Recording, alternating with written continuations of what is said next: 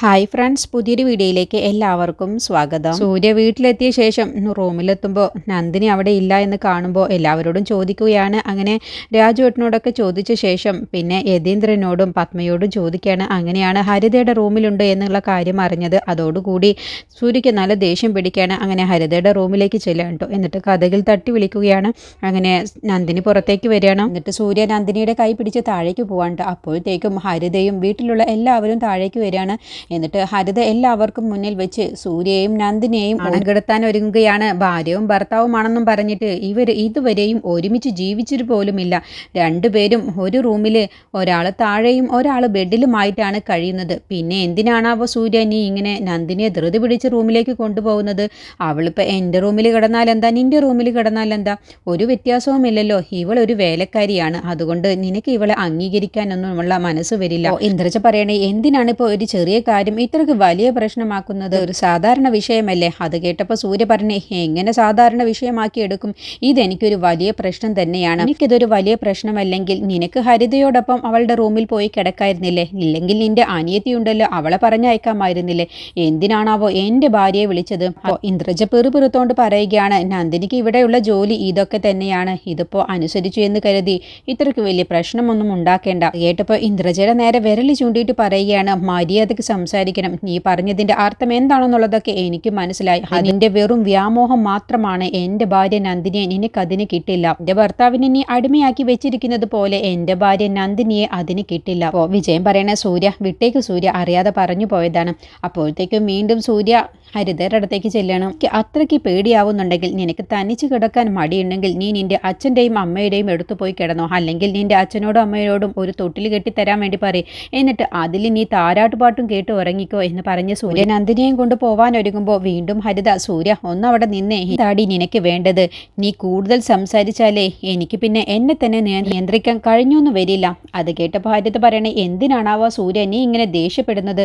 സത്യം പറയുമ്പോൾ ദേഷ്യപ്പെട്ടിട്ട് കാര്യമില്ലല്ലോ. നീ ഇവളെ കല്യാണം കഴിച്ചത് കൊണ്ടാണ് നിനക്കിപ്പോൾ സ്റ്റാറ്റസും അന്തസ്സും ഇല്ലാതെ ഇവളെ പോലെ തന്നെ സംസാരിക്കുന്നതും പെരുമാറുന്നതും. അല്ല സൂര്യ, നീ ഇവളെ കല്യാണം കഴിച്ചത് കൊണ്ട് എന്താണ് നീ നേടിയത്?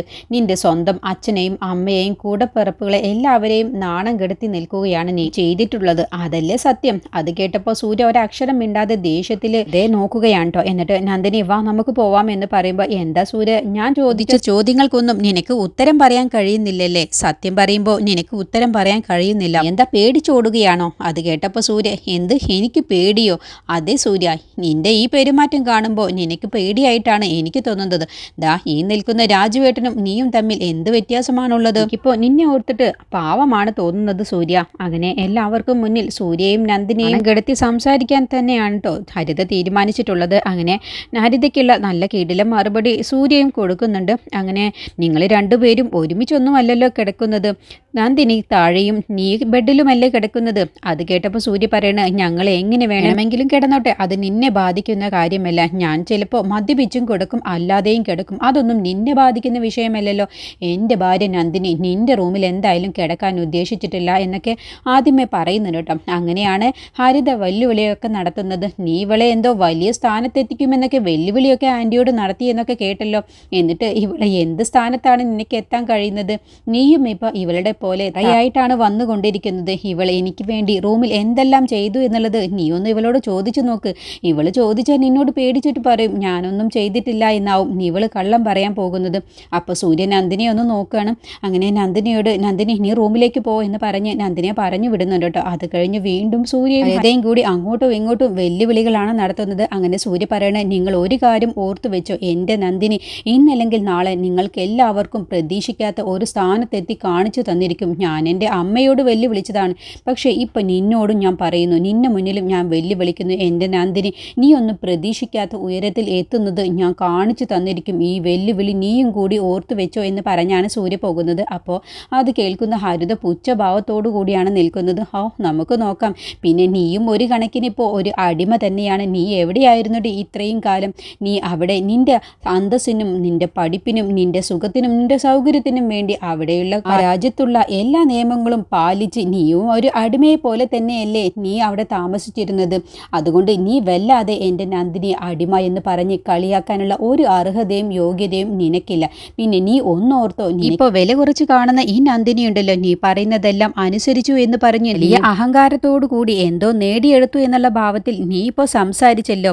അതാണ് നിന്നിലുള്ള ഏറ്റവും നിലവാരമില്ലായ്ക. കാരണം നീ വെറും അഹങ്കാരത്തിന്റെ പുറത്താണ് ജീവിക്കുന്നത്. പക്ഷേ നന്ദിനി അങ്ങനെയല്ല. നന്ദിനി എല്ലാവരെയും സ്നേഹിക്കുകയും ദയയോടുകൂടി പെരുമാറുകയും എല്ലാവർക്കും വേണ്ട സഹായങ്ങൾ ചെയ്തു കൊടുക്കുന്ന മനസ്സിൽ നന്മയുള്ളവളാണ്. നിങ്ങൾക്കാർക്കും ഇല്ലാത്തത് അത് തന്നെയാണ്. നിങ്ങളുടെയൊക്കെ മനസ്സിൽ അഹങ്കാരം മാത്രമാണുള്ളത്. നിങ്ങളുടെ മനസ്സ് മുഴുവനും പിശാചുക്കളാണ്. പക്ഷേ നന്ദിനിയുടെ മനസ്സിൽ ദൈവത്തിന്റെ ചിന്ത മാത്രമുള്ളൂ. സൂര്യ പറയണേ, ഇപ്പൊ നിങ്ങൾ എല്ലാവരും പറഞ്ഞതൊന്നും എന്നെ ബാധിക്കുന്ന കാര്യമല്ല. ഇതൊന്നും എന്നെ ബാധിക്കുന്ന വിഷയമേ അല്ല. പക്ഷേ നിങ്ങളോട് ഒരു കാര്യം പറയാം. നിങ്ങളോട് എല്ലാവരെയും വെല്ലുവിളിക്കുകയാണ്. എൻ്റെ നന്ദിനിയെ ഒരു ദിവസമെങ്കിൽ ഒരു ദിവസം നിങ്ങൾക്ക് എല്ലാവർക്കും മുന്നിൽ നിങ്ങൾ ചിന്തിക്കാത്ത വിധത്തിൽ ഞാൻ എത്തിച്ചിരിക്കും എന്ന് പറഞ്ഞ് സൂര്യ പോകുന്ന സമയത്ത് ഹരിത വീണ്ടും സൂര്യയെ പരിഹസിച്ചുകൊണ്ട് പറയണ, എന്നാൽ നമുക്ക് കാണാലോ എന്ന് പറയുമ്പോൾ നീ ഒന്ന് ഇറങ്ങിപ്പോടി എന്ന് പറഞ്ഞ് ദേഷ്യം പിടിച്ച് സൂര്യ അങ്ങ് പോവാണ്. എന്നിട്ട് സൂര്യ ദേഷ്യം പിടിച്ച് റൂമിലേക്ക് ചെല്ലട്ടെ. അപ്പോഴത്തേക്കും നന്ദിനി പേടിച്ചുകൊണ്ട് പായ നിലത്ത് വിരിച്ച ശേഷം ഉറങ്ങിയതുപോലെ അങ്ങ് കിടക്കുകയാണ് കേട്ടോ. അപ്പം തന്നെ സൂര്യക്ക് കാര്യം മനസ്സിലാവാണ്, നന്ദിനി ഉറങ്ങിയിട്ടില്ല, എന്നെ പേടിച്ച് ഭയന്ന് കിടക്കുകയാണ്, എന്നിൽ നിന്നും രക്ഷപ്പെടാൻ വേണ്ടി കിടക്കുകയാണെന്നുള്ളത് സൂര്യക്ക് മനസ്സിലാവാം കേട്ടോ. എന്നിട്ട് സൂര്യ, നന്ദിനി നീ ഉറങ്ങിയിട്ടില്ല എന്നുള്ളത് എനിക്ക് മനസ്സിലായി, നീ വെറുതെ ഉറക്കം നടിക്കാൻ നിൽക്കണ്ട. അപ്പോൾ നന്ദിനിയെ ഒരുപാട് തവണ വിളിക്കുമ്പോൾ നന്ദിനി ഉറക്കത്തിൽ നിന്ന് എണീക്കുന്നത് പോലെ അങ്ങ് അഭിനയിക്കാൻ കേട്ടോ. അപ്പോൾ സൂര്യ പറയണേ, നീ വല്ലാതെ അഭിനയിക്കണ്ട. എന്നിട്ട് സൂര്യ ദേഷ്യത്തിൽ പറയണേ, നന്ദിനി നീ എന്താ എത്ര പറഞ്ഞാലും നിനക്ക് മനസ്സിലാവാത്തത്? നിന്നോട് ഇവരെക്കുറിച്ച് എല്ലാം ഞാൻ പറഞ്ഞു തന്നതാണ്. എന്നിട്ടും നീ എന്തിനാണ് വീണ്ടും അവരുടെ മുന്നിൽ ഒരു അടിമയെപ്പോലെ നീ എന്തിനാണ് അവരുടെ മുന്നിൽ വീണ്ടും പോയി നിൽക്കുന്നത്? നിന്നോടെന്താ എത്ര പറഞ്ഞാലും നീ മനസ്സിലാക്കാത്തത്? ഞാൻ നിനക്ക് വേണ്ടിയാണ് അവരോട് ഇങ്ങനെ വഴക്കിടുന്നത്, എന്നിട്ടും നീ എന്താ തിരുത്താത്തത് എന്ന് ചോദിക്കും. അത് പിന്നെ ഞാൻ എന്നോട് തുണക്കൊന്ന് വന്ന് കിടക്കുമോ എന്ന് ചോദിച്ചപ്പോൾ എന്നൊക്കെ നന്ദിനി ഒരു പതർച്ചയോട് കൂടിയാണ് സൂര്യയോട് പറയുന്നത്. അപ്പോഴത്തേക്കും സൂര്യക്ക് ദേഷ്യം പിടിക്കാൻ കേട്ടോ. എന്നിട്ട് സൂര്യ, ഇനി ഒരക്ഷരം പോലും നീ മിണ്ടി പോവരുത് എന്ന് ദേഷ്യത്തിൽ ഒച്ച എടുത്തോണ്ട് സൂര്യ പറഞ്ഞതോടെ നന്ദിനി അങ്ങ് ഞെട്ടിപ്പോവാട്ടോ. എന്നിട്ട് പറയണേ, നിനക്കറിയാം നിന്നെ അവൾ വിളിച്ചിട്ടുള്ളത്, റൂമിലേക്ക് വിളിച്ചത് നിനക്ക് തുണക്ക് വിടക്കാനൊന്നുമല്ല, അവളുടെ കാലുകൾ തിരുമാൻ വേണ്ടിയാണ് നിന്നെ അവിടേക്ക് വിളിച്ചത്. അത് നിനക്ക് മനസ്സിലായതല്ലേ? പിന്നെ സാർ, ഹരിത മാഡത്തിന് കാല് വല്ലാതെ വേദനിക്കുന്നു എന്ന് പറഞ്ഞതുകൊണ്ട് എനിക്ക് പാവം തോന്നിയത് കൊണ്ടാണ് ഞാൻ അങ്ങനെ ചെയ്തു കൊടുത്തത്. അത് കേട്ടപ്പോൾ സൂര്യക്ക് വീണ്ടും ദേഷ്യം പിടിക്കുകയാണ്.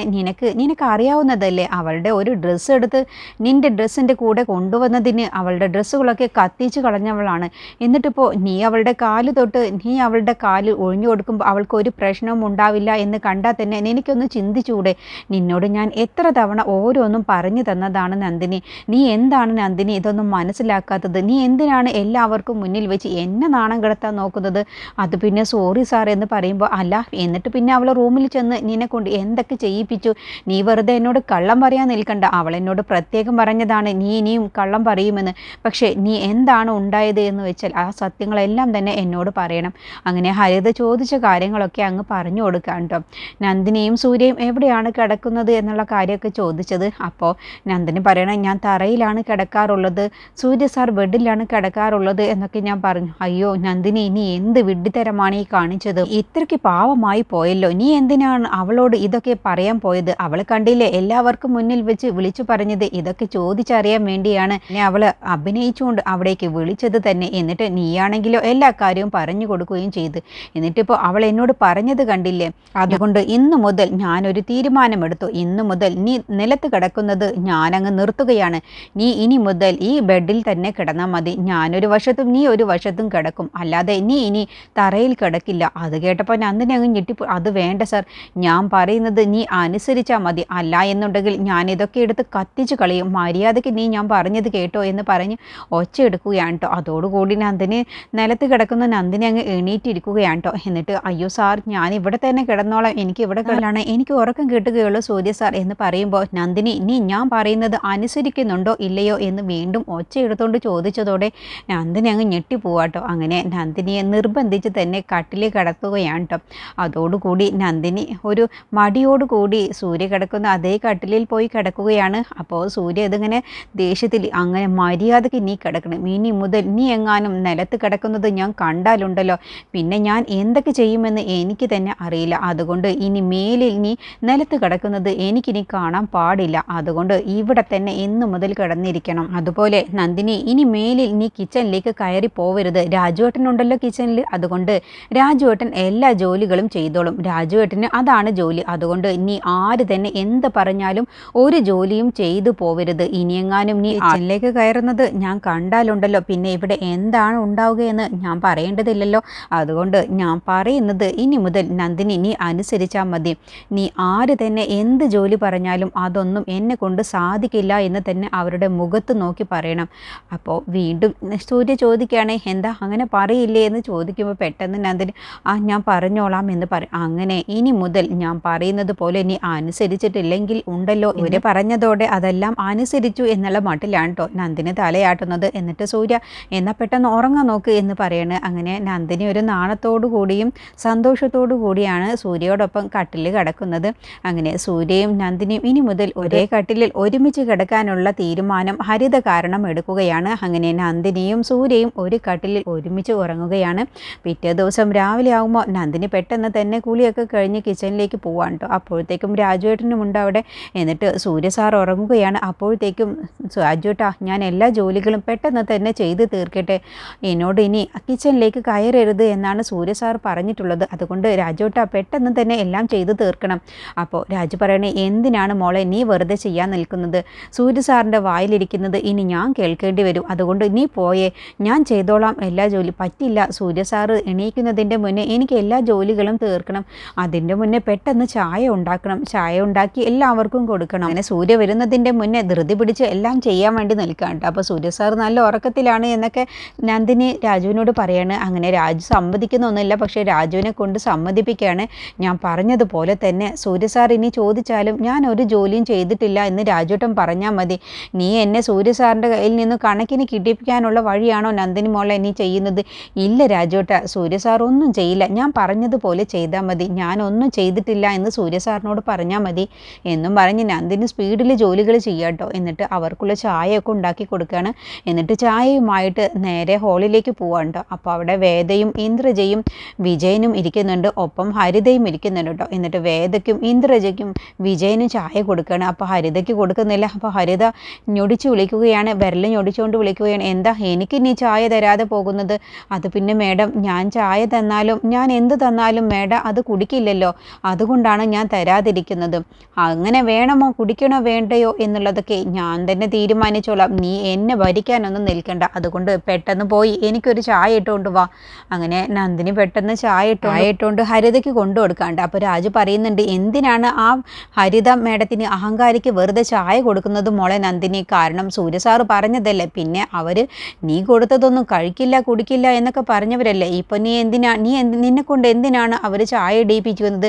ഇതിലെന്തോ ഒരു ചതിയുണ്ട് മോളെ എന്ന് പറയുമ്പോൾ, ഇല്ല രാജുവേട്ടാ, അവരിപ്പോൾ ഏതായാലും ചോദിച്ചതല്ലേ, ഞാൻ പോയി കൊണ്ടു കൊടുത്തിട്ട് വരാം. രാജുവേട്ടൻ എന്തായാലും സൂര്യ സാറിനുള്ള ചായയുമായിട്ട് മുകളിലേക്ക് പോയിക്കോ എന്ന് പറയട്ടെ. അങ്ങനെ രാജു പോകുന്നില്ല. ഇവരെന്തെങ്കിലും നന്ദിനി മോളെ കാണിക്കുമോ എന്നുള്ള പേടിയിലാണ് കേട്ടോ രാജു നിൽക്കുന്നത്. അങ്ങനെ ചൂടുള്ള ചായയുമായിട്ട് നന്ദിനി ഹരിതയുടെ അടുത്തേക്ക് ചെല്ലുകയാണ്. അങ്ങനെ ഹരിത ആ ചായ വാങ്ങിക്കുകയാണ് കേട്ടോ. അപ്പോൾ ആ ചായ വാങ്ങിയ ആ കപ്പ് ഉടനെ തന്നെ നന്ദിനിയുടെ ദേഹത്തേക്ക് അങ്ങ് ഒഴിക്കുകയാണ്. അപ്പോൾ ചൂട് ചായയാണ് നന്ദിനിയുടെ ദേഹത്തേക്ക് ഒഴിക്കുന്നത്. അതോടുകൂടി നന്ദിനി, അയ്യോ വല്ലാതെ പൊള്ളുന്നു, എന്താ മേഡം ഈ കാണിച്ചത്? എന്നിട്ട് നന്ദിനി വേദന സഹിക്കാൻ വയ്യാതെ കുടയുകയാണ് കേട്ടോ. അയ്യോ എനിക്ക് വല്ലാതെ പൊള്ളുന്നു എന്ന് പറഞ്ഞ അപ്പോൾ രാജു ഇത് കാണുകയാണ്. അപ്പോൾ രാജുവിന് സഹിക്കാൻ കഴിയുന്നില്ല കേട്ടോ നന്ദിനിയുടെ ദേഹത്തേക്ക് ഹരിത ചൂട് ചായ ഒഴിച്ചത്. അങ്ങനെ ഇനി ഹരിതയ്ക്ക് നല്ലൊരു പണിയാണ് കേട്ടോ സൂര്യ കൊടുക്കാൻ പോകുന്നത്. സൂര്യയും തിരിച്ച് ഹരിതയുടെ ദേഹത്തേക്ക് ചൂട് ചായ ഒഴിക്കുന്നുണ്ട്. അതിനെക്കുറിച്ചുള്ള റിവ്യൂ അടുത്ത വീഡിയോയിൽ പറയാം.